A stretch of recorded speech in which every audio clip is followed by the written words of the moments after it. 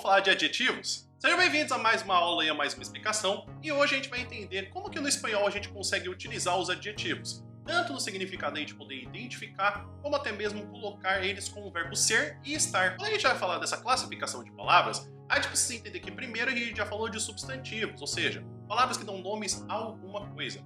Porém, os adjetivos fazem uma outra função que é dar características, e pensar que as características podem ser tanto qualidades quanto defeitos. Então, quando a gente fala de adjetivos, estamos dando informações a alguma coisa. Então, por exemplo, eu posso pegar duas frases como tenho uma hermana pequena e mi perro es grande. Quando eu tenho essas informações de pequena e grande, elas estão dando uma informação a um substantivo, ou seja, elas são adjetivos. Quando a gente fala do gênero dos adjetivos, ou seja, de quando a gente muda de masculino, feminino ou não muda, a gente tem a questão de alguns adjetivos que são invariáveis, ou seja, eles não mudam de masculino e feminino, como é o caso de, por exemplo, maior, menor, pior, inferior, superior. Então a gente tem esse substantivo. Então a gente tem esses adjetivos que se adicionam a outras palavras, que mesmo que essas palavras sejam masculinas ou femininas, não vai fazer diferença de quando a gente utiliza. Existem também alguns adjetivos que são adjetivos gentílicos, que eles falam de nacionalidades. Quando eles terminam em A, E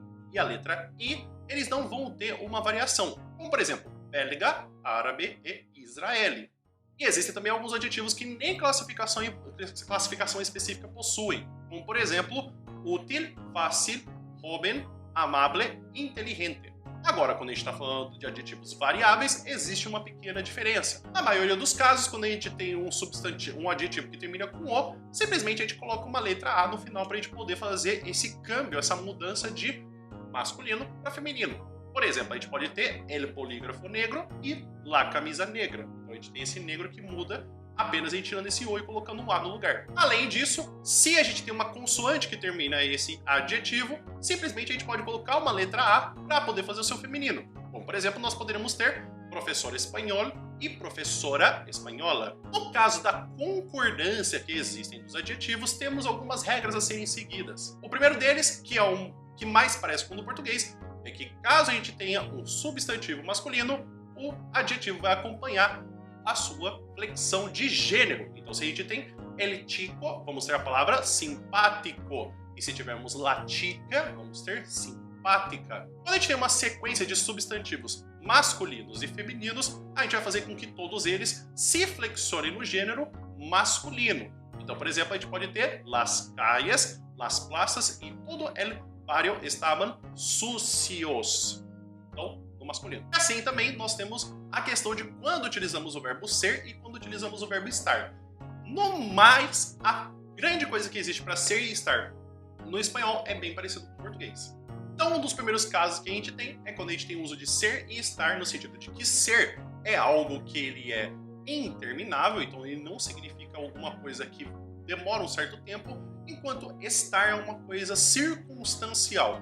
Por exemplo, se eu falo nervioso, eu posso utilizar estar para poder falar de uma coisa momentânea e ser para falar de algo que simplesmente é, que não é do momento. É uma característica e é uma personalidade. Então, por exemplo, você pode estar nervioso por causa de uma prova e você ser nervioso porque é uma característica do seu perfil.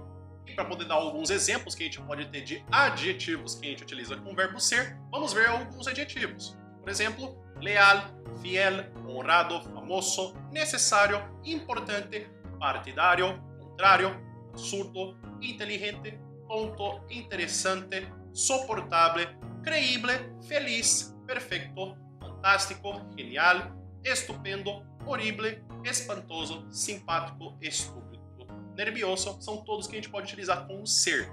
Lembrando que tem alguns que estão grifados, e significa que quando eu utilizo o estar, ele tem uma diferença de significado. E agora com o estar, nós temos alguns outros: acostado, cautivado, constipado, contento, deprimido, desilusionado, descalço, desnudo, enfadado, enfermo, harto, interessado, levantado, lleno, louco, muerto, roto, obsessionado, preocupado, resfriado, sentado, tumbado, vazio, vestido, vivo. Todos esses que eu mostrei agora, se existir um ele na frente, aí eu utilizo o verbo ser. A gente precisa prestar atenção que não só a gente tem essa questão do ser e o estar Quando o ser ele é interminável, ele é atemporal, ele não faz diferença de quando. E o estar, ele faz diferença de ser quando, porque é uma coisa circunstancial. Temos uma diferença de significado quando a gente fala dos adjetivos.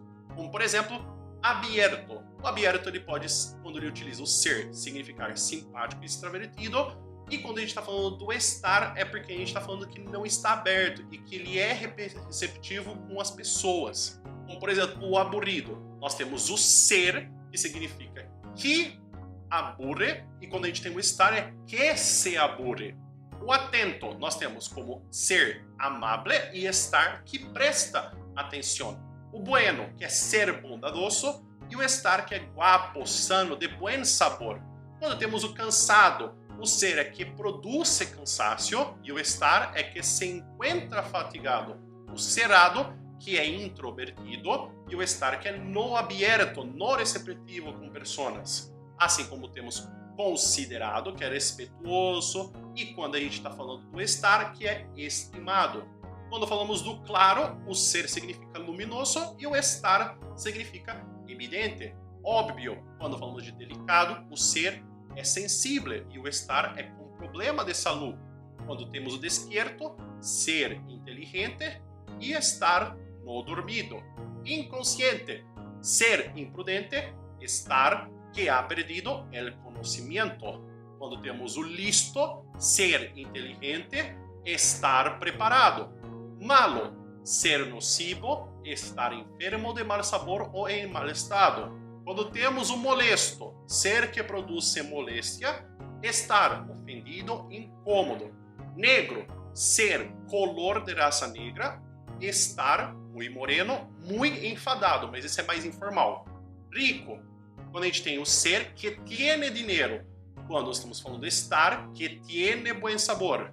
Quando temos o verde, ser da color picante ou obsceno, e estar de imaduro. E quando temos o violento, temos que o ser é agressivo e o estar que se encontra incômodo.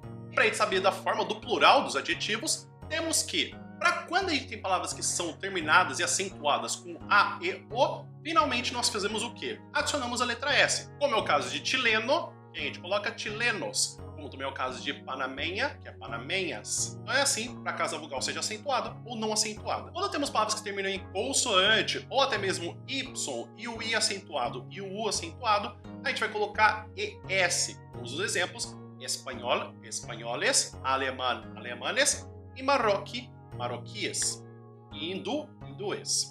Quando temos as palavras que terminam com Z, a gente vai substituir o Z por Cs, C-E-S. Então a gente tem o caso de feliz, felices, aprendiz, aprendices. Então é isso, pessoal. Espero que vocês tenham entendido, espero que vocês tenham gostado dessa aula. Se ficou alguma dúvida, não deixe de utilizar os comentários para você poder perguntar alguma coisa, você perguntar alguma outra explicação ou até o que poderia estar em alguma próxima aula. E se você quiser continuar me ajudando aqui no YouTube, você pode se inscrever nesse canal. Você pode curtir esse vídeo, inclusive você pode comentar alguma coisa que você gostou, fazer uma pergunta, um pedido para um próximo vídeo. Pode não parecer, mas esses vídeos, esses comentários, essas reações ajudam bastante o YouTube a entender que esse vídeo tem que passar para próximas pessoas. E não importa muito se você está assistindo esse ano de 2022, ou em 2023 ou 2024. Sempre faz muita diferença, porque o YouTube entende que ele é relevante e ele passa para outras pessoas. Então, se você pode fazer isso, ou se você pode até mesmo recomendar para outra pessoa, ajuda bastante no canal. E se você quiser continuar estudando, tem também o meu Drive, que tem alguns outros também, PowerPoints, PDFs, explicações, exercícios e material de espanhol para você poder continuar estudando e ser fluente na língua espanhola. Se você quiser vir estudar comigo, tem também o meu curso de espanhol, que a gente fala tanto da questão cultural quanto da questão gramatical e também de pronúncia para você poder se sentir confiável na língua espanhola. O vídeo vai ficando por aqui. Muito obrigado por vocês terem assistido e terem ficado até aqui. A gente se encontra no próximo vídeo. Até mais!